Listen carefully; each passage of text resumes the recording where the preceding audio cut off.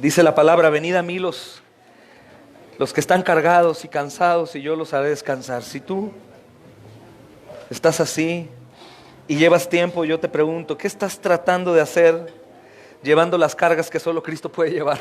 Dáselas, son suyas. Él quiso. Vamos a apagar los teléfonos o bajar el timbre, hermanos, de los celulares, para solamente dedicarnos en este precioso tiempo al Señor. Amén. Como Él es digno. Gracias a Dios. Matt. Gloria a Dios, hermanos. Voltea a un lado tuyo y contempla la belleza de la creación. Da gracias a Dios por quien está a tu lado. Que si te preguntas por qué estás aquí, es solo por la misericordia de Dios. Porque algunos otros están padeciendo horrible ahorita y nosotros no. No es por guapos, no es porque somos bien portados, sino es por la misericordia de Dios, hermanos. Por su gracia. Dios es bueno. Hermanos, vamos a abrir la Biblia para comenzar ahora con lo más importante de todo, que es la palabra de Dios y la predicación del Evangelio. Me gozo mucho que Pastor Raúl siguió en Hechos, ¿verdad, hermanos? Estuvieron viendo, se adelantaron un poco a lo que vamos a ver, pero me pareció increíble. Sé que ustedes también. Me dijo que se la pasaron bien. Yo le dije, bueno, si quieres vete a Guadalajara tú entonces, yo me voy para allá. No, en serio, si quieren que se... Ay, no es cierto. Amo a mi hermano, es mi pastor preferido. Bendito Dios, hermanos. ¿Cómo les fue con el hermano? Gloria a Dios, hermanos. Gloria a Dios. Vamos a abrir la Biblia en el Evangelio según la carta a los Hechos. Los que no saben, estamos viendo la Biblia de manera secuencial, consecutiva, versículo a versículo, versículo a versículo.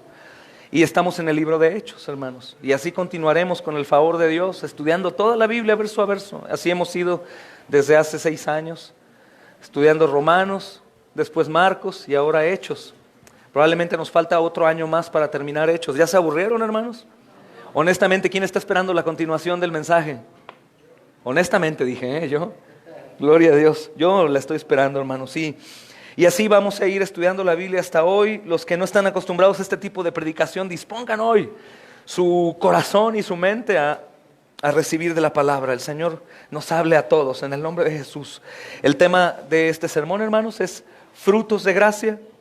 Y comenzaremos a leer a partir del versículo 19, hermanos.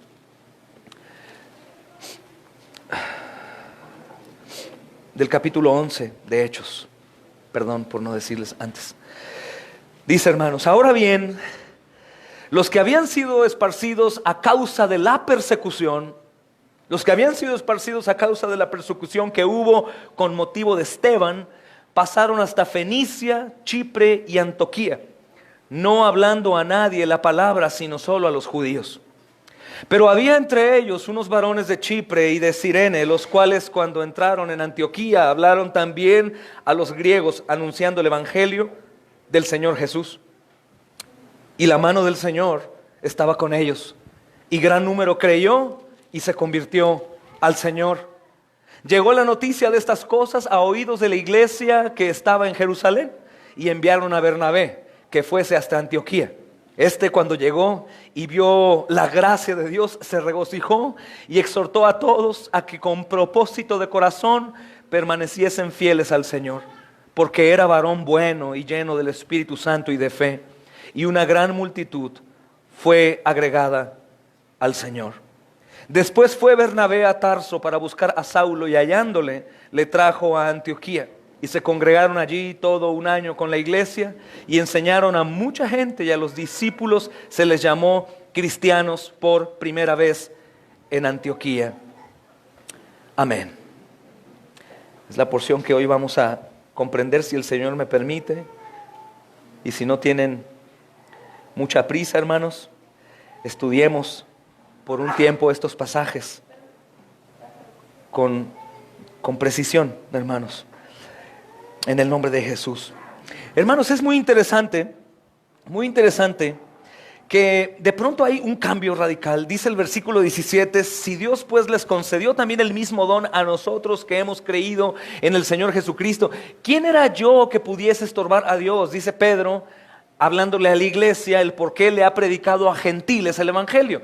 Recuerda que los judíos en su mente, en su religión y por su idea, ellos creen que el evangelio de Cristo, es decir, el evangelio es la buena noticia de salvación, es solo para ellos. Que Cristo, el Mesías, solo es para ellos, no para el resto. Aunque eso no decía el Señor como hemos estudiado. El Señor decía que Cristo, el Mesías, el ungido, el enviado, era para todas las personas. Pero ellos habían creído, hermanos, que era para ellos. Y Pedro está explicando, y en el versículo 17 dice, si Dios, le dice a la iglesia, les concedió también el mismo don, ser llenos del Espíritu Santo, gente no judía, paganos, hermanos, religiosos, idólatras, romanos, que este es un caso diferente en cuanto a centurión. Si Dios les dio a ellos, ¿quién soy yo para decirle al Señor, no, a ellos no los salves? Ellos creyeron en el Señor Jesús. Dice el versículo 18, entonces, oídas estas cosas, callaron y glorificaron a Dios. ¿Quiénes? El resto de la iglesia de los judíos, recientemente convertidos apóstoles y otros creyentes de la iglesia en Jerusalén, escucharon a Pedro, lo vieron con gozo de ver la conversión de gente no judía y se callaron. Se callaron. Y dice con signos de exclamación, la última parte del versículo 18, de manera que también a los gentiles ha dado Dios arrepentimiento para vida. Entonces entendieron, de manera que Cristo vino a dar salvación a todo el mundo. E inmediatamente después parece que termina esa porción y dice, ahora bien, los que habían sido esparcidos, es otra escena, a causa de la persecución que hubo por motivo de Esteban. Gloria a Dios, hermanos. Pasaron hasta Fenicia, Chipre y Antioquía, no hablando a nadie la palabra, sino solo a los judíos. ¿Te das cuenta? Por un lado, Pedro el apóstol ya está predicando a gentiles, el resto de los apóstoles y la iglesia están con gozo, pero hay otros que no saben de este asunto bien y están yendo únicamente a predicar a los judíos. Siguen con la misma idea que les fue plantada en sus mentes, hermanos, no hablando a nadie la palabra, sino solo a los judíos. Hermanos, esto quiere decir que al principio todos los cristianos que fueron esparcidos por persecución, sobre todo el Imperio Romano, en el Imperio Romano predicaban solamente a los judíos, solamente. Pero aquí nos enseña la Escritura que eventualmente empezaron a predicar a Jesucristo también a los gentiles. No sabemos el motivo, no sabemos cuál es en su carne el motivo por el cual ellos aparentemente están desobedeciendo a Dios para predicarle a los no judíos. Supongo que gozaron del don del evangelio. Ellos no se sintieron mejor que el resto y dijeron, oye, si nos ha funcionado y si probamos ahí, puede ser. Algo bien interesante, hermanos, es que a causa de la persecución, ellos se fueron, pero en lugar de esconderse, de acalambrarse, de huir, ellos estaban predicando a Cristo por el cual los estaban persiguiendo para matar. Esto es un ejemplo glorioso y vamos a ver muchos ejemplos hoy que nos sirven a nosotros, hermanos. Muchos. Por eso llamaba el sermón frutos de gracia. Este es un fruto de gracia. Son hombres que al ser perseguidos, en lugar de huir, continúan predicando. Y esto nos habla mucho, por ejemplo, en el padecimiento ahorita de Judith y Johnny con el bebé. En lugar de que los veamos derrotados, callados, enojados con Dios, predicando el evangelio a las personas que están enfrente. En lugar de que nosotros nos encerráramos solamente a orar por un milagro en su vida, oramos, pero también fuimos, hermanos, a predicar el evangelio. Y estos son mínimos ejemplos comparados con los que nuestros hermanos de la iglesia perseguida hasta hoy están haciendo. Perseguidos por Cristo, predicando a Cristo, como si quisieran que los mataran, ¿no? O sea, oye, están persiguiéndote, hermano Vicente, por Cristo, y tú huyes para predicar a Cristo. ¿Qué no te basta con lo que hicieron a Esteban, que lo han asesinado a pedradas, y tú continúas predicando a Cristo en otro lugar?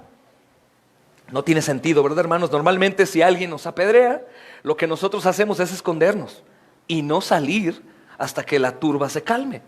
Pero aquí parece, hermanos, que les gusta. Parece que les gusta sufrir a causa de Cristo. Solo parece, porque no es así, a nadie le gusta el sufrimiento, pero ellos fueron impactados tal manera por el Evangelio que no pueden callar. Por eso, una de las razones, hermanos, que nosotros podemos pensar o cuestionar la salvación de un creyente es que no anuncia el Evangelio. ¿Por qué? Porque el Evangelio produce en nosotros, hermanos, el deseo de que otros sepan del Evangelio. ¿Por qué? Porque todos los hombres son pecadores en la tierra, todos sin excepción. Aún los que las personas piensan que son sin pecado, ¿no? Algunos piensan que, por ejemplo, María no tenía pecado. No. María tenía pecado. De hecho, la misma Escritura dice en el Magnificat, Dios mío, Salvador mío. Digo, no nos queda duda, pero los que no sepan, María tenía pecado. Todos los hombres nacidos de mujer han tenido pecado. ¿Cuál es el problema? Que todos los hombres van a morir algún día y se van a enfrentar al Dios que hizo la ley y que los hombres han incumplido todo el tiempo. Y dicen, bueno, pero Dios es amor. Sí, ok, pero también es justo. Y en el momento que ellos mueran y saquen su adulterio, su fornicación, su idolatría, su rebeldía, su ateísmo, su odio, su celo, su ira, su contienda, disensiones, enemistades, herejías, Dios les va a decir, te amo, pero tú tienes que pagar en el infierno por tus pecados. Ahora, ¿quién está libre de pecado? ¿Quién puede llegar al cielo de manera automática? ¿Quién podría salvarse a sí mismo? Cristo viene a la tierra a vivir tu vida delante del Padre, a obedecer lo que tú no puedes obedecer y a pagar tu cuenta en la cruz del Calvario para dejar la deuda completamente saldada. Y que a través de su muerte y su resurrección nosotros podamos ser salvos y vivir eternamente. Y lo he expuesto varias veces, hermanos. Es como tener cáncer etapa terminal y que digas, me quedan 2 meses de vida, y con esa angustia, ese terror, porque la muerte da miedo a los que no conocen qué hay después de la muerte. Y alguien te dice, tengo el antídoto para el cáncer. Fíjense en nuestra condición de pecado, hermanos. ¿Cómo te sentirías si tengo el antídoto para tu cáncer terminal? ¿Cómo se sentiría tu familia y tú, tus vecinos y la gente? ¿Gritarías? ¿Sí te emocionarías o no, hermanos? O no importa. ¿Qué tanto te emocionarías? Si te queda un poco de antídoto, ¿darías a otros el antídoto para el cáncer? Tiene lógica, ¿no, hermanos? Es etapa terminal, tengo cáncer, hay un antídoto. Hermanos, dice la Escritura, no temas a aquel que te mata y después no puede hacer nada contigo. Teme a aquel que después de quitarte la vida, tiene el poder para arrojarte al infierno. Pero fíjense nuestra condición. Nos podemos emocionar mucho por el antídoto del cáncer, pero no nos emocionamos de la misma manera por el antídoto para la vida eterna.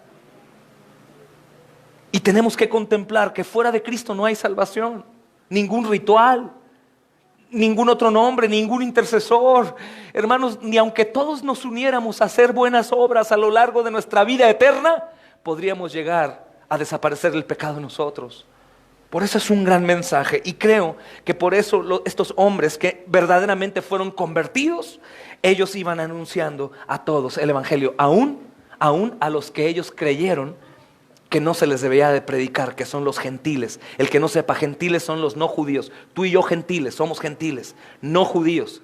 Cualquier pueblo que no adorara al único Dios verdadero. Y por eso van y anuncian esto, hermanos. Entonces, estos hermanos ahí están. Dice la Escritura, hermanos, que entre ellos unos varones de Chipre y de Cirene, dice, hablaron también a los griegos anunciando el Evangelio del Señor Jesús. No sé cómo te los imaginas. Es como si tenemos prohibido, hermanos, nosotros ir a un lugar, pero de pronto sentimos la convicción de, ¿sabes qué? A mí me dijeron que no, pero yo lo voy a probar ahí también, ¿no?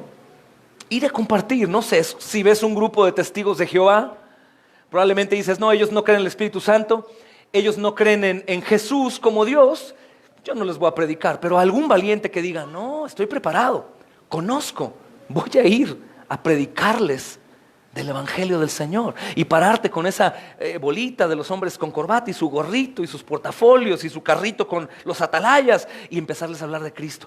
Normalmente la mentalidad es, no, a ellos para qué, ellos no creen en el Espíritu Santo, es el único pecado no perdonable, ellos no creen que Jesús es Dios, ¿para qué predico?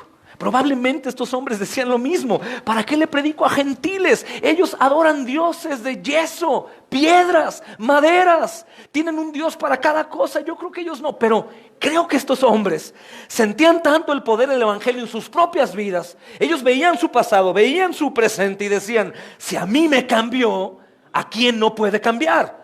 Y creo que por eso se atreven a desobedecer la tradición judía de no predicarle a nadie más que a los judíos.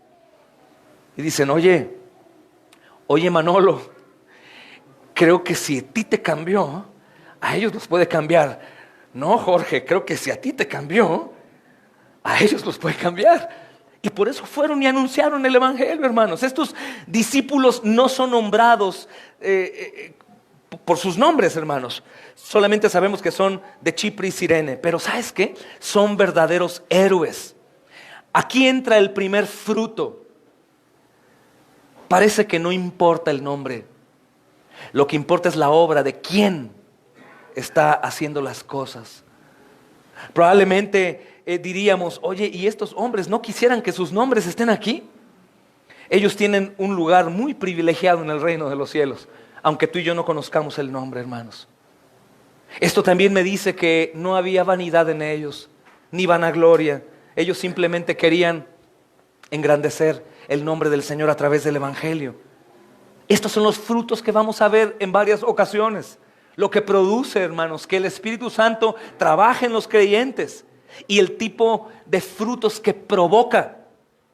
Y este es uno de los primeros: anonimato. Solamente quiero anunciar el evangelio del Señor. Solamente quiero hacer eso. Ellos iniciaron la mencionada misión a los gentiles, hermanos, que es los griegos aquí en Antioquía. Y ahora vamos a aprender mucho hoy, hermanos, porque en Antioquía tenemos el primer ejemplo de cristianos que deliberadamente están focalizados en evangelizar gentiles. Deliberadamente. Y este esfuerzo tenía grandes resultados. ¿Por qué? Porque dice la Escritura: y gran número creyó y se convirtió al Señor. Entran en Antioquía. Hermanos, voy a mencionar solo un poco de la historia, un poquito de Antioquía. Antioquía es fundada aproximadamente 300 años antes de Cristo por Século.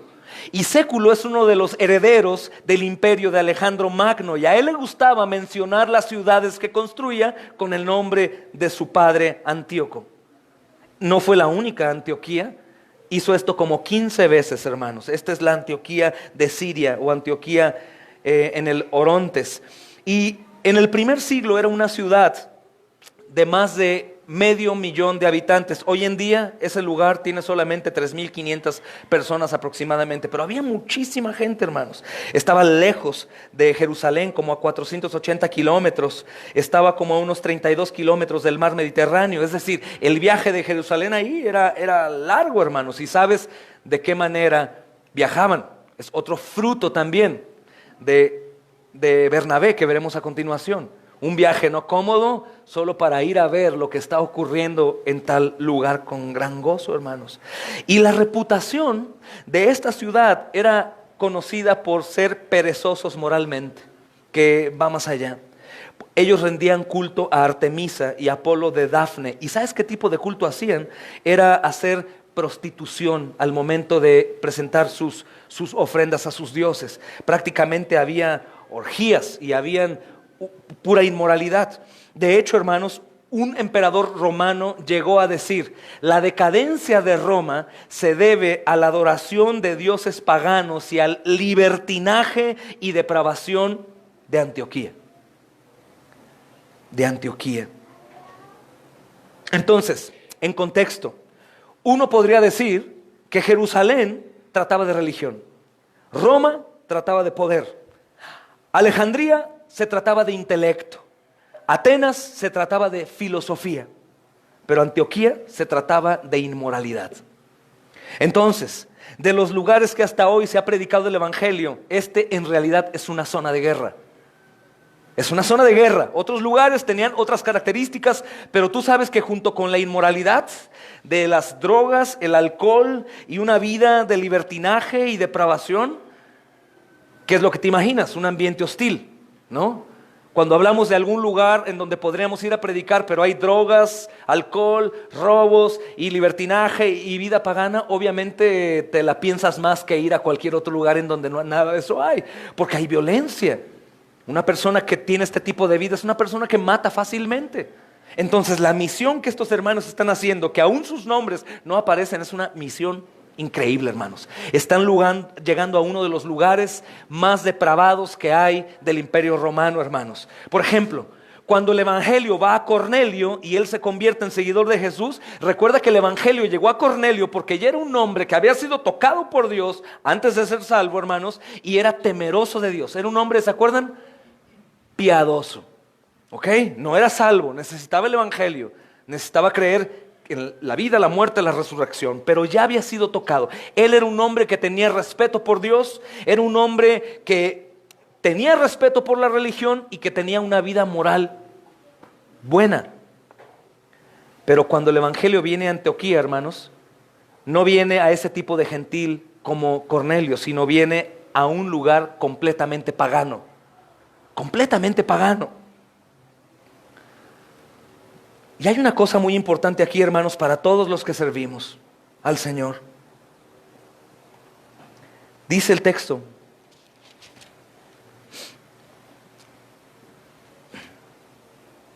y la mano del Señor estaba con ellos. Y la mano del Señor estaba con ellos. Dice el versículo 21. Y la mano del Señor estaba con ellos. Es decir, ellos están predicando en un lugar de mucho peligro. Son hombres humildes, su nombre no aparece aquí, y esto es lo que creo fielmente, que por eso su nombre no está. Hombres que no esperan gloria, sino únicamente exaltar a Cristo, y la mano del Señor está sobre ellos. Podemos creer en la visión de Dios de radiografía. No únicamente lo que podemos expresar aquí, la humildad que podemos decir tener, ¿no? El aparentar humildad, el aparentar no orgullo, no vanagloria. Pero ¿y Dios qué? Si Dios es el que sabe lo que hay dentro, la intención por qué hago las cosas. Y yo creo fielmente que la mano del Señor estaba sobre ellos. Y el fruto que ellos tenían, obviamente, hermanos, es que en realidad ellos deseaban únicamente exaltar al Señor. La mano estaba de ellos, porque Dios estaba con ellos. Por supuesto que su ministerio tuvo fruto. Fueron bendecidos, la obra fue multiplicada. El resultado, hermanos, que podemos ver aquí es que un gran número de creyentes se convirtió al Señor. Que si bien no siempre será la característica, es decir, si crecemos mucho, quiere decir que la mano del Señor está sobre nosotros. Puedes ver las iglesias en Estados Unidos, si se les puede llamar iglesias, que son iglesias completamente alejadas del contexto de la Biblia, que solo buscan milagros, prosperidad y locura. Y son iglesias de miles o 10,000 de personas. Ellos dicen, la mano del Señor está sobre mí, pero no, la mano que está sobre ellos es la de Satanás, engañándolos, creyendo que por el número de personas ellos están en el camino correcto, y no. Pero en este caso, hermanos, vemos que hay fruto, que es una iglesia que creció y que aparte manifiesta fruto. También podríamos decir que hay pequeñas obras que toda su vida duran siendo pequeñas, 10, 15 creyentes en un lugar lejano, y están llenos de frutos también. Pero en este caso fue así. Ahora, un dato importante que tenemos que pensar, o varios datos importantes, hermanos, es que esta obra fue prosperada porque la mano del Señor estaba sobre ellos. Por ejemplo, hermanos, un ministerio no puede convertir personas al Señor a menos de que la mano del Señor esté con ellos. No puede convertir. Por eso veremos ministerios, hermanos, en donde no pasa absolutamente nada. Nada. Y de hecho, en el mismo ministerio podríamos ver otra persona que llega a ese ministerio y sí pasan cosas. Porque la mano del Señor está sobre ellos. Por ejemplo, nosotros podríamos convertir personas de una personalidad a otra. Eso hace a veces la psicología o la psiquiatría o algunos métodos psicológicos, hermanos, para cambiar personas. Grupos de narcóticos anónimos, alcohólicos anónimos, de pronto ellos cambian, viven como en una cápsula imaginaria. Es completamente en contra del Evangelio ese tipo de grupos, aunque si bien a algunos les ha servido, no serán salvos por ir a un grupo de esos. pero pueden cambiar la personalidad sin la mano del Señor, por así llamarlo, que siempre el Señor está de por medio. Puedes, por ejemplo, convertir personas y llenar un club social sin la mano del Señor. Puedes convertir personas a una iglesia o una institución religiosa sin la mano del Señor, pero no puedes convertir personas al Señor sin la mano del Señor. Puedes hacer cualquier cosa, podemos hacer ruido, hermanos, podemos ir a evangelizar todos los días y que no pase absolutamente nada en cuanto a salvación. Pero si el Señor está con nosotros, créelo que veremos frutos, hermanos. Veremos frutos, veremos conversiones y veremos qué cosas suceden. Esto depende de la mano del Señor. No es del individuo, que ese es un gran aliento, mas también nos alerta para poder ir al arrepentimiento y poder pedir al Señor, Señor, que seas tú haciendo y no yo. Porque mientras yo le quiera ayudar al Señor, pues no va a funcionar.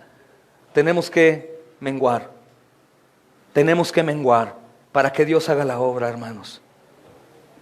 Entonces la frase que viene aquí, creyó y se convirtió al Señor, es una descripción fiel de la obra de fe y arrepentimiento de estos hombres, porque la mano del Señor estaba sobre ellos, hermanos.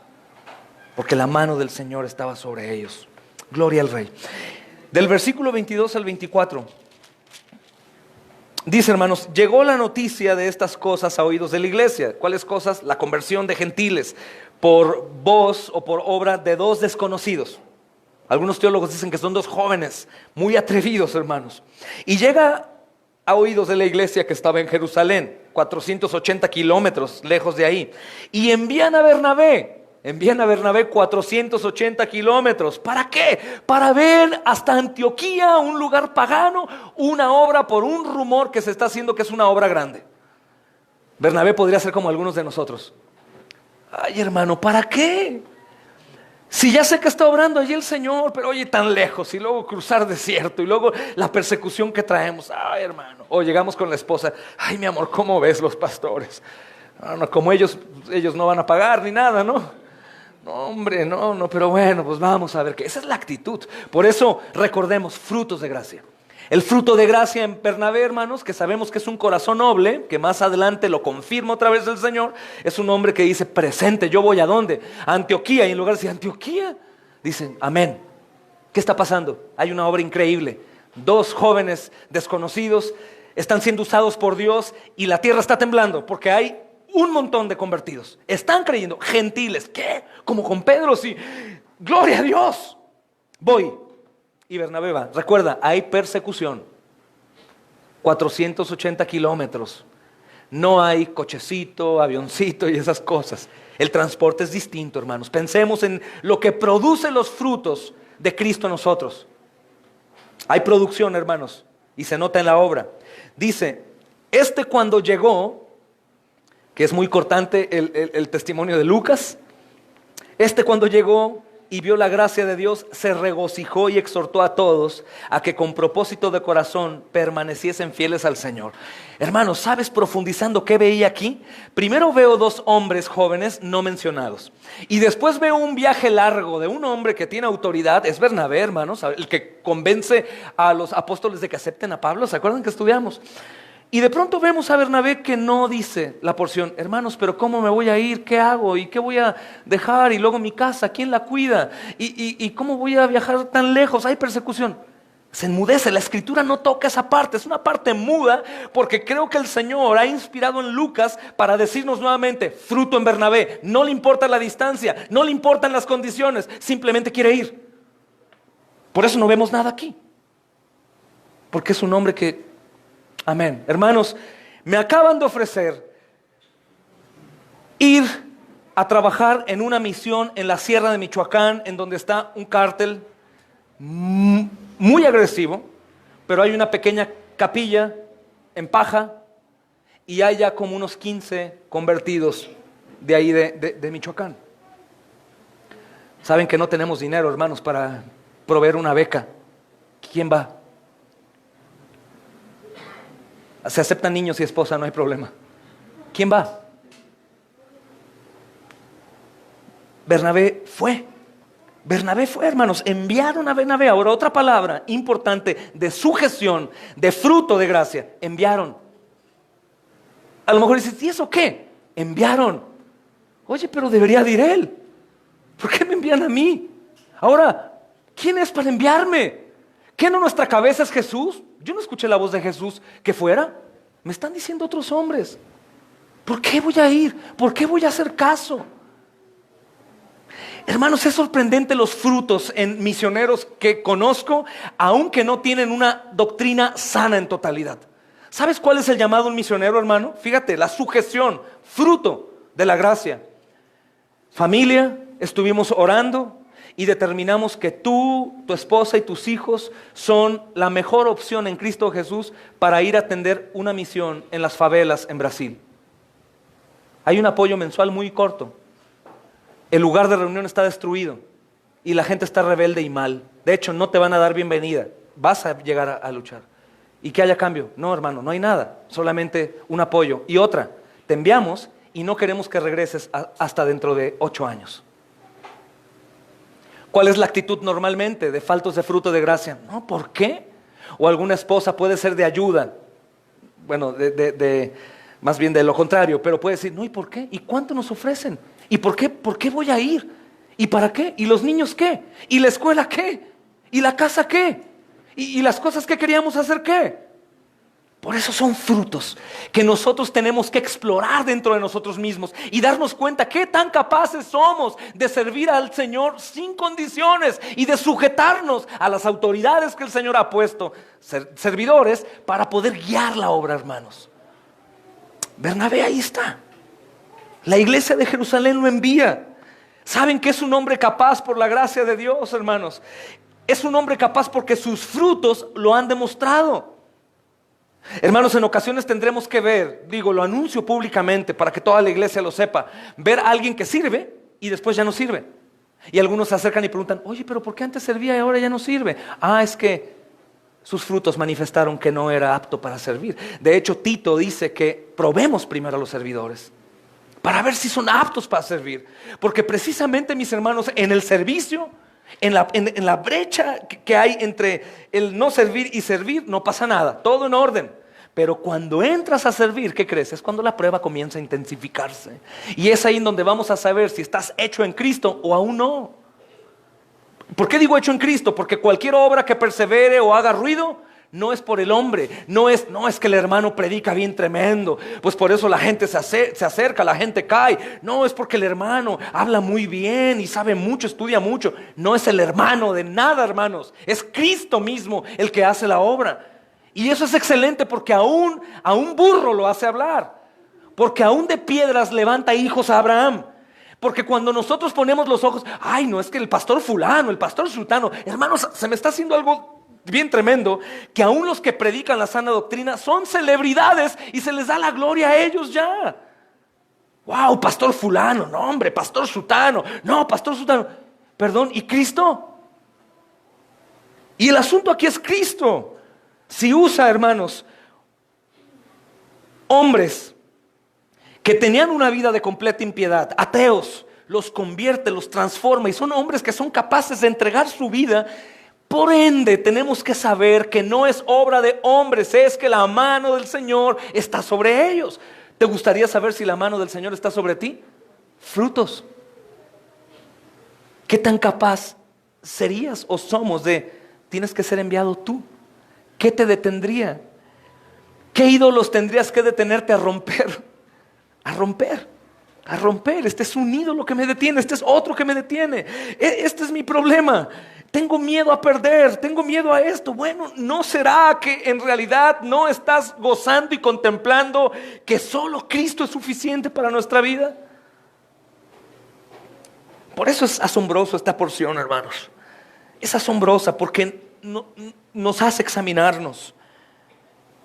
La iglesia envía a este hombre. ¿Cómo saben que es el hombre apto, hermanos? Porque previamente es conocido por su generosidad. Si me acompañan a Hechos 4, solamente voy a leer unos breves pasajes, no voy a retrasarme tanto. Hechos 4, versículo 36 y 37. Entonces José, a quien los apóstoles pusieron por sobrenombre Bernabé, que traducido es hijo de consolación, levita natural de Chipre, Como tenía una heredad, vendió y trajo el precio y lo puso a los pies de los apóstoles. ¿Te das cuenta? Fruto de gracia. Tiene una fortuna, tiene una herencia tremenda, ve la necesidad de la iglesia y él, sin querer decir nada, solamente llega y dice: hermanos, es todo lo que tengo. Aquí está. Es más, me quiero dedicar por completo al Señor. Es todo lo que tengo. Una persona que es capaz de hacer esta, por supuesto que sabemos que es una persona que será incapaz de entregar y después quedar en pereza o no trabajar. Porque algunos aún pueden creer que el trabajar para el Señor es no trabajar. Pero hablo trabajar, hermanos. ¿Cuántos días trabajas a la semana? ¿Cuántos días tiene que trabajar a la semana un servidor del Señor? Todos. Todos. Todos. Todos. Todo el tiempo. No hay manera que podamos cambiar un ratito. Hoy descanso. Hoy me voy a ir de vacaciones y voy a descansar. ¿Cómo? Deben de picarte los pies, quemarte ahí la arena y decir: tengo que hablarle a alguien de Jesús, tengo que hacer algo para su gloria. Que es capaz de entregar su heredad y la da. Es un fruto de gracia, hermanos. No es de él, es que la mano del Señor está sobre él. También vemos otro fruto de gracia: su amable aceptación de Saulo de Tarso después de su conversión. Pastor Raúl lo enseñaba y yo lo enseñé antes en la serie. Nadie quiere a Saulo. Nomás nos persigue. Era un asesino de cristianos y ahora resulta que es un apóstol ungido por Dios y viene a sumarse con nosotros. No lo queremos. Y Bernabé: hermanos, hijo de consolación, significa su nombre. Hermanos, denme oportunidad, voy a ir a hablar con él. ¿Qué pasó, Saulo? ¿Cómo que me matabas ayer y ahora me amas? Pues es que el Señor me ha convertido, Bernabé. Él tenía también ese espíritu, hermanos. Un espíritu de amabilidad, de aceptación, de servicio, aún de valentía, porque iba a ir a enfrentarse a un hombre que el grupo de apóstoles no creía. Pero él dijo: yo sí creo en la conversión. Creyó más en el poder de Dios que en el poder de lo que estaban hablando sus hermanos apóstoles. No vayas, yo no lo acepto. Este es un asesino, yo no creo que haya sido convertido por el Señor. Estoy hablando de Pablo, Saulo. Y Bernabé dijo: yo sí creo en el poder de Dios, voy a ir a ver qué pasa. Por eso, hermanos, creo que es enviado Bernabé. Hay fruto de por medio. Ya ha sido probado. Están en un tiempo terrible de persecución, hermanos. Terrible. Gente los quieren matar por doquier. Por doquier. Ya fue muerto Esteban. Los están persiguiendo para matarlos. Ni romanos ni judíos los quieren. Aunque todavía en este punto no son identificados como cristianos. Aún aquí son judíos. Para los paganos son judíos. Aún en versículos veremos que por primera vez son cristianos. Es decir, los deslindan del judaísmo religioso. Pero aquí todavía no. Y es interesante, hermanos, dice un comentarista: las buenas noticias siempre llegaban a Jerusalén, y supongo que siempre debe de ser así. Cuando algo se hace, algo importante, nunca falta alguien que corra a aquellos que se supone que son importantes y diga: ¿sabes lo que está pasando? Así es como sucedió. Llegó el mensaje a Jerusalén a decir: ¿qué creen, hermanos apóstoles? ¿Qué está pasando? ¿Se acuerdan en Antioquía el tipo de gente que hay? Pues hay 2 predicadores que están haciendo un ruido con el evangelio. Hay conversiones. ¿Cómo? Gloria a Dios. Pedro nos está platicando acerca de la conversión ahora en un centurión romano. Y ahora vienen a traernos esta noticia. Gloria a Cristo. Bernabé corrió. Quiere ir a ver si es verdad, hermanos. Quiere ir a ver si es verdad. Y va con gozo. Dice la siguiente porción: cuando llegó Bernabé y vio la gracia de Dios, se regocijó. Hermanos, en la iglesia de Antioquía, cuando Bernabé vio la gracia de Dios, se regocijó. Había algo en el trabajo y la atmósfera entre los seguidores de Jesús en Antioquía, hermanos, que hizo que Bernabé pudiera ver lo que no se puede ver. La gracia de Dios. La vio, la contempló y se regocijó. Y este es otro fruto: el regocijo de una obra que no hice. El regocijo de una obra de otros que no son los que eran de mi grupo o yo. El regocijo de lo que Cristo hace. Hermanos, eso falta muchísimo. Muchísimo, porque si vemos que hay alguien que está prosperando en la obra, ahora escudamos la falta de apoyo diciendo: la gloria a Dios nada más. No, el hermano que no, la gloria a Dios. Ni le digas nada, porque luego se va a sentir mucho. la gloria a Dios. Es mentira, es envidia. Es envidia. Es que yo quiero ser el mejor, yo quisiera participar, yo quisiera dar. Hermanos, hay algo asombroso aquí. Bernabé va a ver una obra que ni los apóstoles ni el grupo cercano a los apóstoles hizo. Y en lugar de llegar, como solemos nosotros hacerlo, ¿y qué? ¿Y de qué denominación son? ¿O de dónde vienen o qué? ¿Son bautistas, presbiteranos, son pentecostales o carismáticos? Tienen cara de carismáticos, ¿pero qué? ¿Confesionalistas ustedes? ¿Son reformados o no?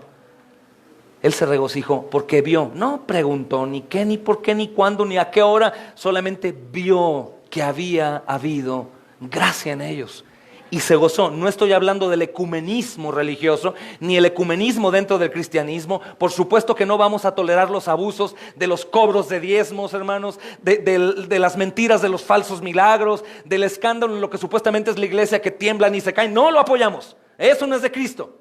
No es de Cristo. No es, de hecho, ni vamos a apoyar a aquellos que únicamente se acercan a Cristo para que Él les dé algo, porque el mismo Señor les dijo, ustedes vienen únicamente para saciar sus barrigas, y volteó y les dijo a los suyos, ¿y qué? ¿Ustedes también se van con ellos? ¿O se quedan? Bien, se quedan. No vamos a apoyar nada de eso. Más sin embargo, este texto dice lo contrario a ese tipo de cosas. Dice que Él vio la gracia de Dios obrando. Vio gente que se regocijaba, soy perdonado, soy lavado, me sentía condenado, adoraba a dioses falsos y ahora conozco a Cristo. Él murió por mí, derramó su sangre por mí, yo lo amo. Se quedó perplejo, se regocijó, porque había algo, hermanos, que se hizo visible la gracia. Hermanos, esto es importante también porque en cualquier grupo o agrupación cristiana en donde nos asociemos, es importante que los demás vean la gracia de Dios entre nosotros. Es importante, hermanos. No deben ver que estamos enfocados en nosotros mismos, no deben ver las reglas que tenemos por hombres en actuación humana, sino tienen que ver, hermanos, la gloriosa gracia de Dios que los va a hacer regocijarse. Otro fruto importante, hermanos, dice la siguiente porción: Bernabé, regocijado, exhorta a todos a que con propósito de corazón permanezcan fieles al Señor. Pon mucha atención. Él les exhorta. La iglesia está regocijada en una obra visible, pero Él llega a exhortar y ellos no dicen, ¿y tú qué? ¿Que no ves que ya estamos convertidos, que hay obra? ¿Tú por qué vienes a hablarnos a nosotros? Ellos conocen el liderazgo de la iglesia, hermanos. Reconocen y reciben exhortación de este varón que está regocijado por la obra. Ellos no dijeron, ¿qué vienes a hablar? ¿Qué vienes a decir? Se gozó, hermanos, en verlos, y ellos se dejan ministrar por Bernabé. Es otro fruto en verdaderas conversiones. Quien venga a hablarme, que venga de parte del Señor, yo lo tomo, yo lo recibo. Yo lo tomo, yo lo recibo. Hermanos, Bernabé correctamente se enfocó en su trabajo principal como líder de la iglesia. No únicamente llegó y se mezcló con ellos como cristianos. Ay, hermanos, todos somos iguales. Por supuesto, todos somos iguales, pero también hay diferentes dones dados a la iglesia para diferentes obras que Cristo hará. Y él fue usado como un líder de la iglesia para dirigir a la iglesia a que permanecieran fieles al Señor. Vemos el fruto en Bernabé, de su humildad, de ir, caminar, no quejarse. Y también vemos el fruto de la iglesia en la gracia que era visible. También vemos el fruto en Bernabé de que él tiene su actitud y él iba para una cosa, fortalecimiento, aunque no quitó a los hermanos que servían ahí, sino fue a fortalecer. El Señor lo puso a eso. Y vemos también una iglesia nueva, avivada, que recibe la exhortación de un extraño. Son frutos. ¿Recuerdas los frutos del Espíritu, hermano? Para que entendamos un poco más. Gálatas 5, vayan conmigo. Gálatas 5, mira qué claro es. ¿Por qué hablo de frutos de gracia? Gálatas 5, ve al versículo 22. Dice, mas el fruto del Espíritu es amor, gozo, paz, paciencia, benignidad, bondad, fe, templanza, mansedumbre. Contra estas cosas no hay ley. Este hermano que va a visitar está lleno de amor, de gozo, de paz.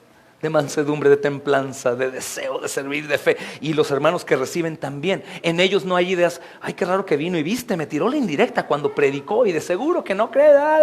No, frutos del Espíritu. Se regocijaban. Quien tome el timón, quien llegue al púlpito, que venga de parte de Dios, por supuesto en su lugar. Porque el Señor, hermanos, tiene destinados hombres para determinados lugares, aunque todos son vistos por igual. Por eso es que cuando los apóstoles llegaban a algunos lugares, veremos, el Espíritu Santo caía sobre las personas. ¿Y por qué con nosotros no? No nos importa, lo único que nos importa que sucediera. Porque el Señor así lo ha querido. A unos levanta como maestros, otros como pastores, a otros profetas, a otros para que sirvan, a otros para que administren, a otros para que enseñen. Cada uno tiene su diferente trabajo, como un cuerpo, hermanos. Pero tanto me duele y me sirve mi dedo pequeño del pie como mi lóbulo de la oreja, hermanos. También me duele y sirve de algo. Todo el cuerpo funciona y cada miembro tiene su actividad necesaria. Y Bernabé va así, hermanos, y fortalece la familia de la iglesia en sí con el resultado de una gran multitud. Fue agregada al Señor. La obra es de Cristo.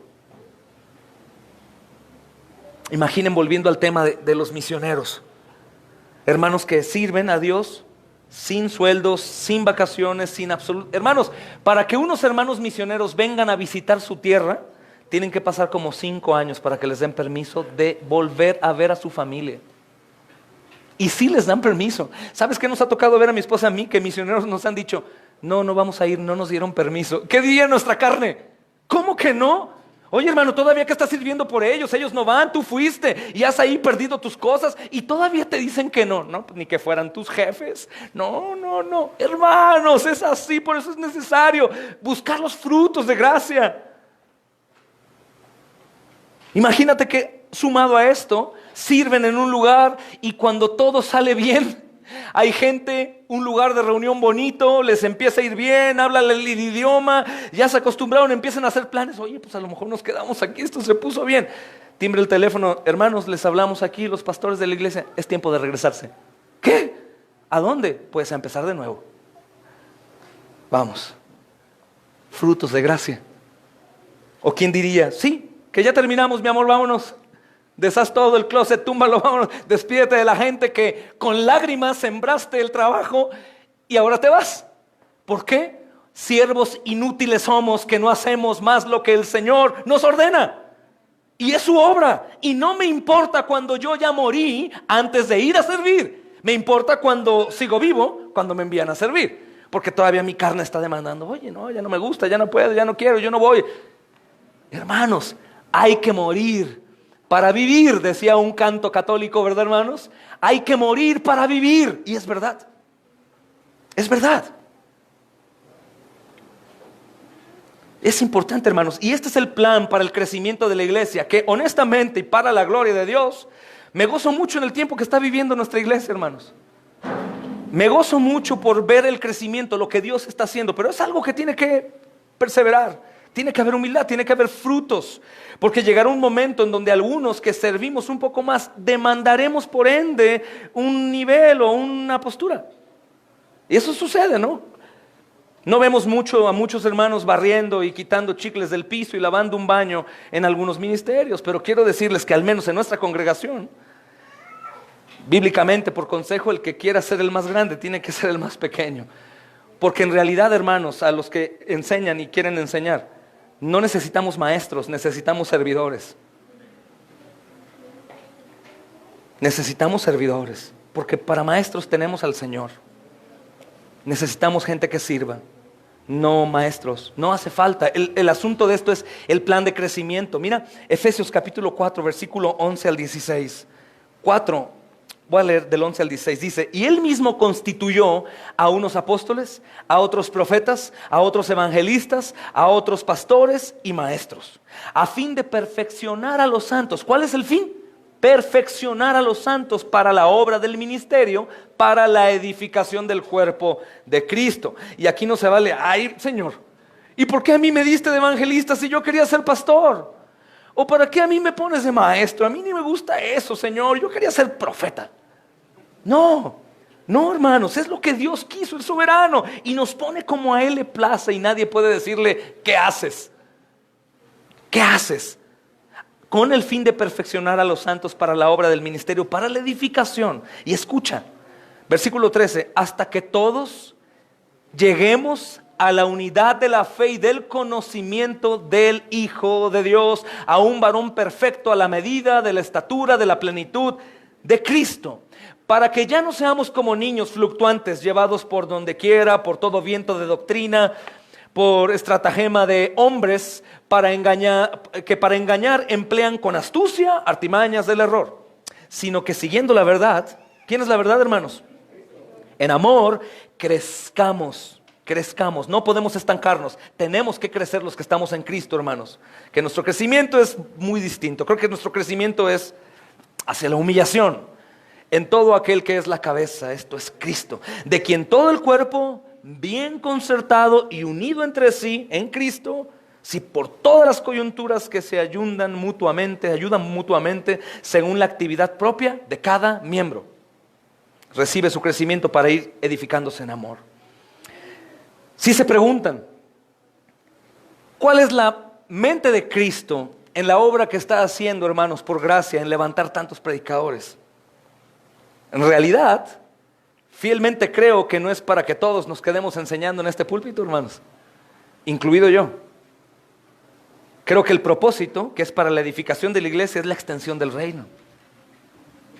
De eso se trata. El plan de crecimiento para la iglesia que se habla aquí es que los líderes en la iglesia, que esa palabra no me gusta mucho, pero es el liderazgo, el servicio de la iglesia, los maestros, se dediquen a edificar con la palabra a fuertes y saludables cristianos por la palabra.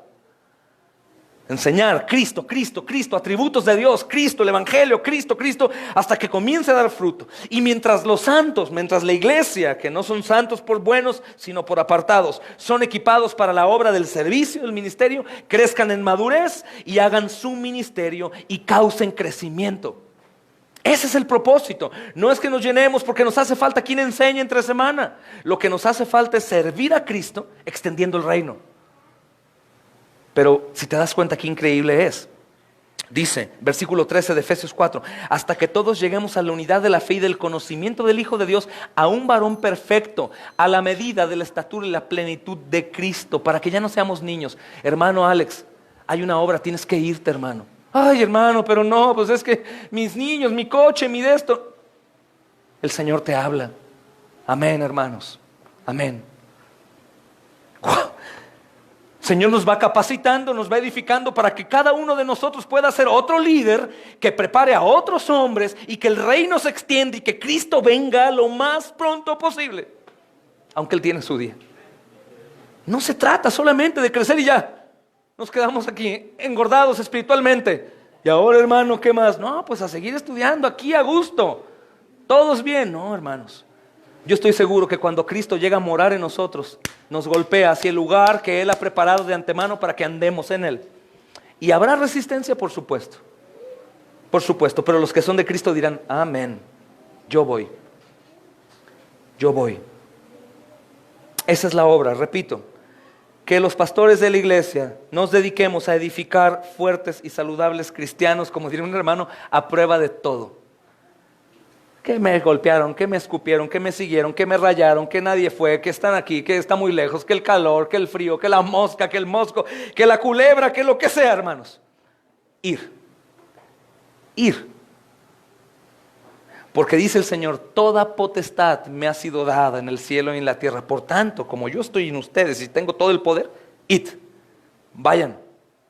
Pero tengo toda la potestad en el cielo. Pero Señor, tengo toda la potestad en el cielo.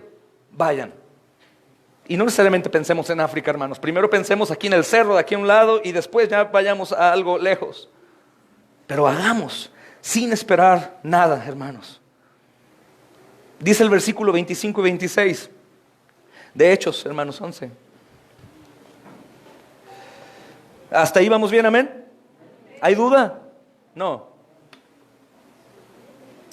Dice 25 y 26 del 11. Después, dice el 24, la última final, gran multitud fue agregada al Señor. Después fue Bernabé a Tarso, mire el otro, es el ABC.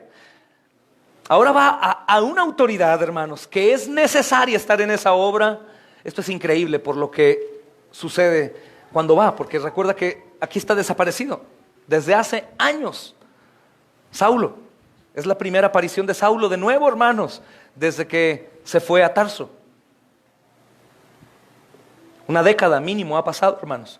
Después fue Bernabé a Tarso para buscar a Saulo, y hallándole le trajo a Antioquía, y se congregaron allí todo un año con la iglesia y enseñaron a mucha gente, y a los discípulos se les llamó cristianos por primera vez en Antioquía. Otra vez tenemos ejemplos, hermanos, fruto de gracia. Un hombre que es una autoridad, que bendice una iglesia dándoles enseñanza, exhortando, una iglesia que recibe la exhortación de un desconocido, pero que es liderazgo, y ese hombre desconocido que es liderazgo va por otro liderazgo a consolidar la obra. Humildad, hermanos, humildad. Humildad. A veces nos pasa, no puedo decir nos pasaba, me pasa, nos puede pasar a todos, que si viene otro pastor a enseñar, no digo Raúl, porque cuando Raúl está aquí es como si yo estuviera y aún mejor, pero de otros que pensamos, y si predica mejor, nos sucede aún cuando enseñamos algo y no te queda, pero lo escuchas en otro lugar y dices, ay, aprendí esto, hermano, pero yo te lo había enseñado ya antes. No sucede, es un celo, hermanos, no hay gozo, falta reconocer que no es mi obra, que es de Cristo. Falta reconocer que Él es el único que lleva toda la gloria. Bernabé se pudo quedar ahí, es cómodo, Bernabé es como una figura pastoral importante. Pero ahora va por Saulo, aprovecha la oportunidad para ir por Saulo el perdido, hermanos. Bernabé recordó el precioso hermano Saulo y cómo fue enviado a Tarso para su protección.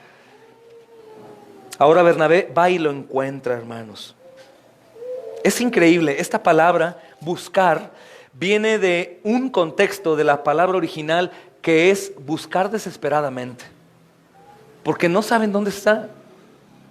Hay persecución y va y él no quiere. Voy a ir por un hermano que quiero que lo conozcan, iglesia, y quiero que Él los conozca a ustedes. Dios lo usa con poder y Él vendrá a trabajar aquí conmigo para edificar a todos ustedes. Y Bernabé recuerda, hermanos, y ahora Bernabé va y lo encontró. Y no es difícil imaginarnos, hermanos, a Bernabé estando completamente cansado. No es difícil, hermanos, imaginarlo abrumado por el trabajo en Antioquía.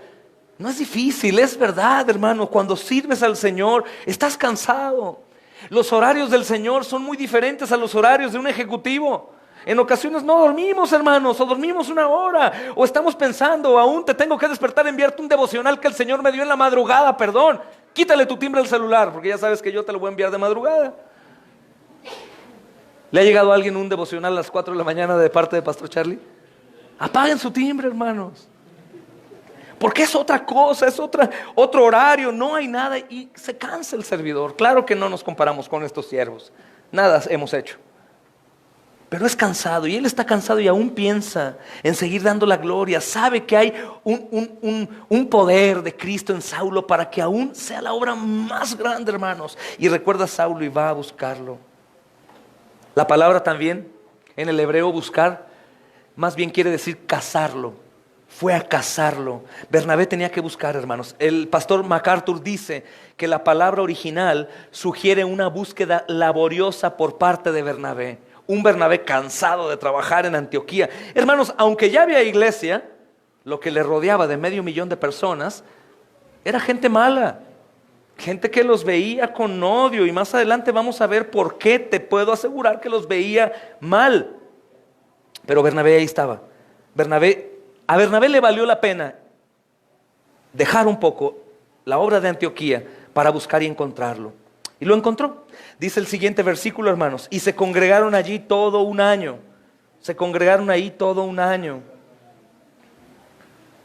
Bendito Dios, todo un año. Y enseñaron a la iglesia y a mucha gente. Ahora ya no es Bernabé solo. Ahora ya no son los dos jóvenes varones de Chipre y Cirene, sino ahora son ellos, Bernabé y Saulo, enseñando a mucha gente. Porque el pastor Raúl les decía, no solo es ir a predicar y ya. Qué padre salir a la escena y ya. Hay que discipular, hay que ir a buscar. Tenemos que ver el tiempo, ir y buscar. ¡Qué padre! ¡Ay, le prediqué a uno! ¡Ah, qué bien! ¿Y quién era? No, pues no sé. ¿Y cómo se llama? No. Está bien, hermanos, podemos sembrar la semilla, pero si podemos sembrar la semilla, regarla y después cosecharla por Cristo que hace toda la obra, bendito Dios. Bendito Dios. Y ahí se congregaron, enseñaron a mucha gente, es decir, los hicieron discípulos, porque ellos sí están cumpliendo a la ordenanza, id y predicar el evangelio a toda criatura, haciendo discípulos en todas las naciones. No únicamente predicar, sino hacerlos discípulos, seguidores. Esta palabra hacerlos es importante. Esa palabra hacerlos implica que tiene que estar esto de por medio. Porque no puedes hacer nada verdadero a menos de que Cristo lo haga en su palabra. ¿Y qué hicieron? Enseñaron a ellos, los hicieron discípulos, hicieron una iglesia fuerte en Antioquía.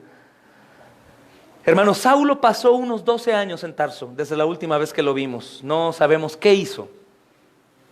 Te enseñaba antes que probablemente fue quitada su herencia. ¿Cómo que te convertiste en cristiano? Tú, un muchacho estudioso, fariseo de fariseos, alumno del gran Gamaliel, hijo de Hilel. No sé qué haya pasado, probablemente no lo abrazaron, probablemente Saulo, siendo un predicador empedernido, el Señor convirtió a toda su familia. No sabemos, pero más o menos 12 años, 10 años estuvo fuera de la película. De hecho, aunque él fue enviado a predicar a los gentiles, Pedro abrió el telón. Pedro tampoco se puso celoso cuando Saulo regresa en esta ocasión, hermanos. Y en todo esto Antioquía, qué hermoso, hermanos, ver el trabajo ordenado, con liderazgos, cada uno en su parte haciendo. Vemos que Antioquía se convierte en un centro de predicación. Antioquía tuvo los mejores predicadores. Por ejemplo, en el siglo I, hermanos, fueron estos hombres de Cirene y Chipre, Bernabé, Pablo y Pedro. En el segundo siglo, Ignacio, Teófilo. En el tercero, Luciano, Teodoro, Crisóstomo y Teodoret. Son grandes predicadores en Antioquía. Pero también, hermanos, tenía gran predicación informal. ¿Cuál es la predicación informal? Estos son los maestros, los pastores que se quedaron ahí enseñando, y los informales son estos varones Chipre y Cirene y muchos evangelistas que estaban ahí trabajando, hermanos, hablando a los griegos, a los gentiles. Y esta combinación, hermanos, de gran enseñanza formal, de los pastores enseñando en la iglesia para formar hombres fuertes, con la gran predicación informal, que estos hombres que aprenden van y están predicando afuera, hizo una comunidad de iglesia en Antioquía especial que cambió a todo el mundo. A todo el mundo. Todo en su lugar, hermanos. Y en ese momento vemos aquí, ya no voy a demorar tanto, que es importante enseñarte esto al final. Dice, y a los discípulos se les llamó cristianos por primera vez. A los discípulos se les llamó cristianos por primera vez. Por primera vez. Después de algunos años, hermanos, se les llama cristianos. Ahora, ¿qué es lo que sucede cuando la Escritura dice que se les llama por primera vez? No fue hasta este año, hermanos, en la iglesia de Antioquía de Siria que el nombre de cristiano se asoció con los seguidores de Jesús. Pero es importante, mira, en Hechos 1:15, no vayan, se los digo rápido, fueron llamados discípulos. En Hechos 9:13 fueron llamados santos. En Hechos 5:14 fueron llamados creyentes.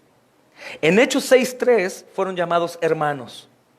En Hechos 5:32 son llamados testigos. En Hechos 9:2 son llamados seguidores del camino. En Hechos 24:5 son nazarenos. Pero aquí, hermanos, son llamados cristianos. Cristianos. Por supuesto que este nombre no venía de judíos, sino de gentiles, porque el decir cristiano era seguidor de Cristo, y recuerda que los judíos no aceptaban que Jesús era el Cristo.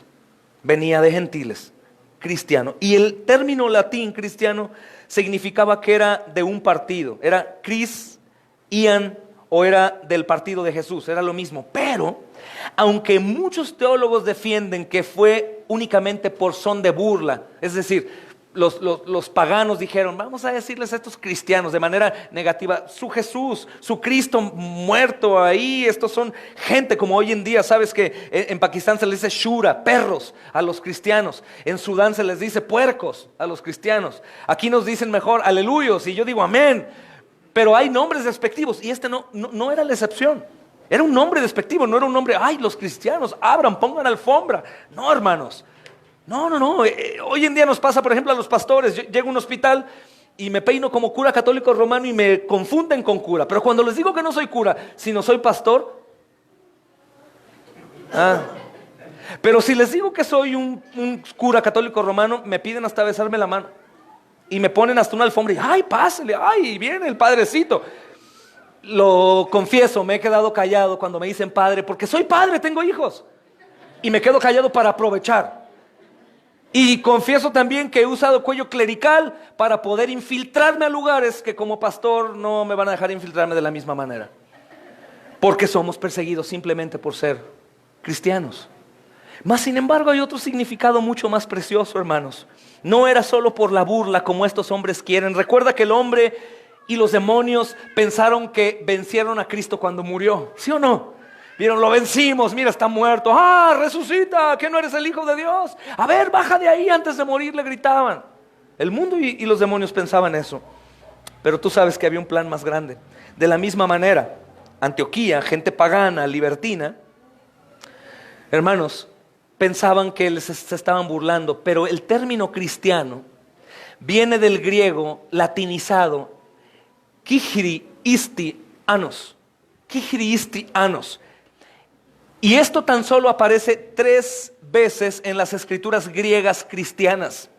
Designa, hermanos, que los seguidores de Cristo Jesús son especiales, son defensores del cristianismo. Pero si estudiamos más a fondo, que yo profundicé un poco y llegué a esta definición, es que esta palabra Kigristianos o Kigriistianos venía solamente de una definición que se encontraba cuando era una obra sobrenatural.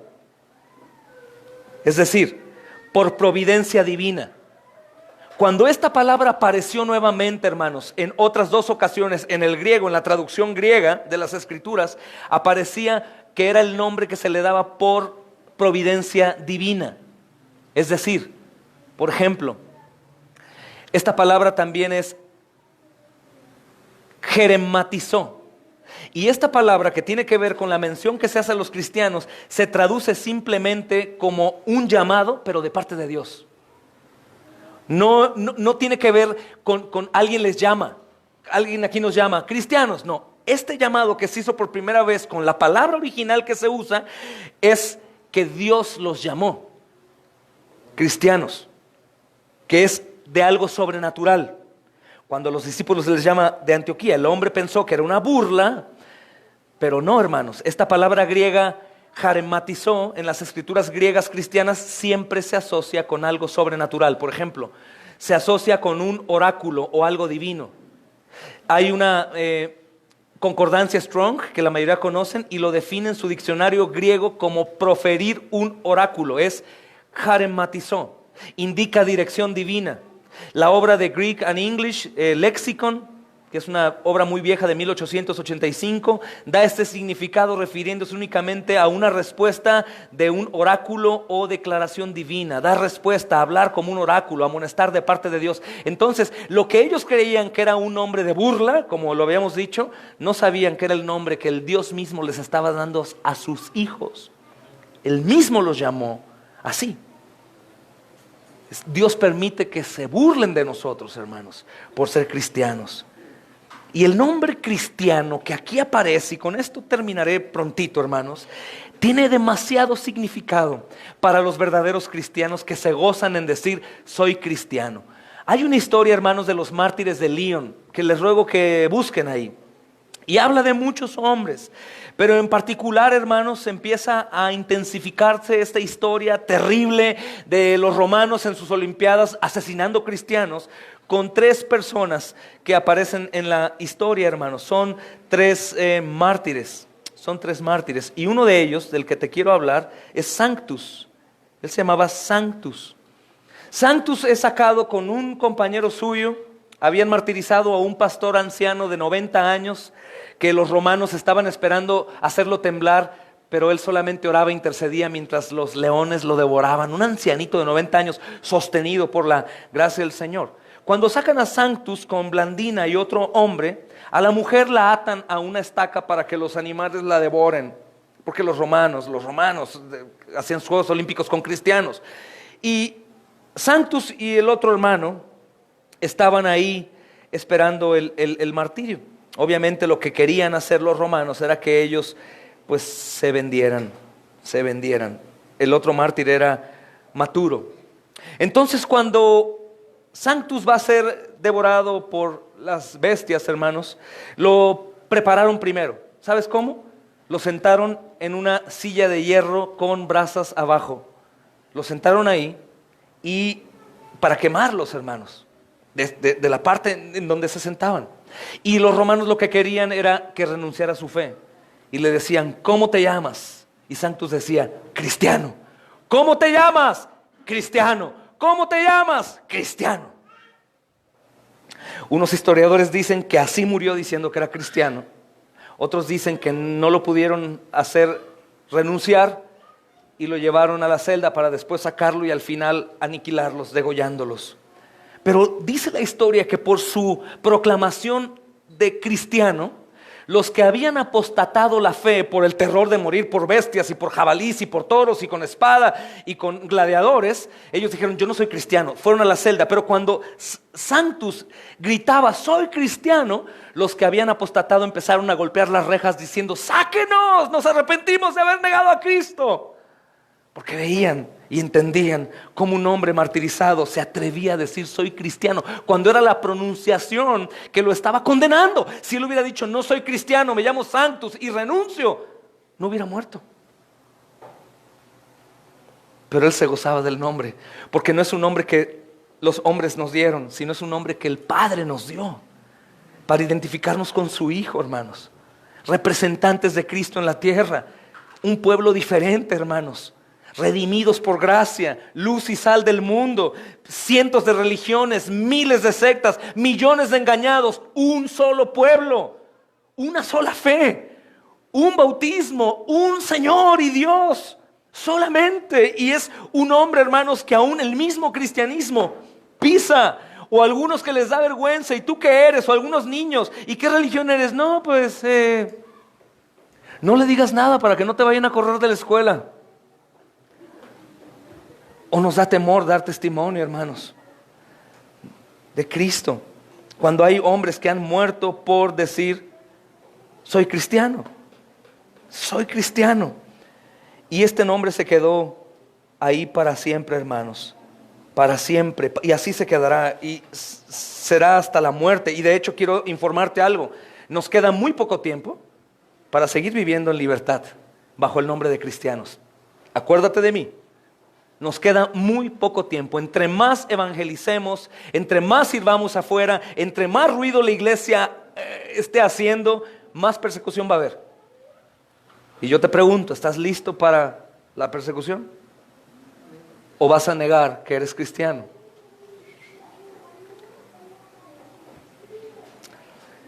En Antioquía, hermanos, probablemente usaron ese término los cristianos para burlarse de los seguidores. ¿Por qué? Recuerda la raíz de Antioquía, lugar pagano, drogas, alcohol, sexo, prostitución, lo peor. Pero las personas se dieron cuenta que estos cristianos, que también se puede definir como personas de Jesús, o los seguidores de Jesús, o los del camino, o los creyentes, o los hermanos, defendieron bien el título, porque fueron capaces de morir por su Señor, hermanos. Hasta el último aliento dijeron, soy cristiano. ¿Cuál es tu ciudadanía? La de Cristo. ¿Qué eres? Soy un cristiano, soy un cristiano, soy un cristiano. Y sea lo que sea, hermanos, vamos a orar y dar gracias. Señor, damos a ti la honra y la gloria y la alabanza. Yo te pido que, a pesar de mí, tú hoy obres y todos los que estamos aquí valoremos el significado de lo que tú nos has enseñado, los frutos que hay en los tuyos, lo que debemos perseguir, lo que no debemos abrazar, lo que debemos de soltar y que debemos revestirnos de esa nueva criatura que es conforme a la imagen de Cristo. Qué gozo saber, Señor, que no es nada en nosotros, sino es en ti, tu obra, tu poder, que tú pones la mano y cosas suceden. Qué glorioso para aquellos que han buscado con sus fuerzas hacer esto o aquello y se han dado cuenta que es nada, nada sucede, nada se mueve. Pero qué glorioso también es hoy renunciar y entregarte a ti la obra para que tú la hagas a través de nosotros. Gloria a ti, Señor. No nos necesitas, tú eres el poderoso. Y si estamos cansados y cargados es precisamente porque nos hemos cansado cargando algo que tú llevaste en la cruz del Calvario. Así que ayúdanos hoy a renunciar a nosotros, a morir. Y permítenos, Señor, seguir siendo edificados, enseñados, guardar el orden, Señor, que tú has puesto en tu palabra y estar dispuestos a levantar la mano cuando tú tengas un llamado sin valorar nada más. Que digamos como Pablo, todo lo mío lo tengo como pérdida, como basura, no me importa nada más que solo tu nombre, Señor, y que los demás conozcan también de ti. Hoy, toda obra próspera, toda corona, agradecimiento, gloria, Señor, de cualquier cosa que hayamos hecho en esta congregación, te la entregamos a ti porque es tuya. No hemos hecho nada, Señor, lo has hecho tú. Y así te ruego que todos, grandes y pequeños, hoy aquí, confiemos que tú eres lo que necesitamos y el único que hará cosas eternas. Te ruego por esta preciosa congregación, que todos podamos decir con corazón sincero: siervos inútiles somos, no hacemos más lo que tú ordenas. Te doy gracias porque no he conocido con mis ojos y he tocado con mis manos congregación más preciosa que esta. Te agradezco por lo que tú has hecho, lo que tú haces y lo que harás, bendito Rey. Pedimos por nuestros amados visitantes, que dejen de ser visitantes, Señor, que sean aquellos que están contemplando a tus pies, tu poder. Nos ponemos en tus manos, Señor, y te agradecemos por todo, mi Señor. Ayúdanos a menguar para que tú, Señor, brilles y hagas, Señor, y que todo lo que hasta hoy hicimos mal en Cristo Jesús quede atrás y todo sea nuevo de aquí en adelante. Creemos que así es porque tu palabra lo dice y nos gozamos en tu poder, mi Señor. Pedimos nuevamente por la salud de nuestro amado Jorge y que proveas todo lo que ellos necesitan de manera sobrenatural como hasta hoy, Señor. Te lo pedimos en el nombre de Jesús. Te pedimos, Señor, por nuestro amado, precioso bebito Juan Manuel. Gracias por levantar a tantos hermanos, Señor, en el mundo para orar por él. Gracias, Señor. Devuélvele, Señor, porque no solo dieron un vaso de agua fría, sino doblaron sus rodillas y dieron de su tiempo, Señor, para interceder. Te pedimos, Señor, su recuperación total. No importa el tiempo, solo te la pedimos. Y por el resto de nuestros amados que están aquí enfermos, padeciendo, pero sobre todas las cosas, por la salvación de cada uno de los que estamos aquí sentados. Y no solo salvación, sino los frutos de gracia, Señor, en cada uno de nosotros, pues hemos permanecido en ti y abundaremos en fruto para la gloria de tu nombre. En Cristo Jesús oramos, amén.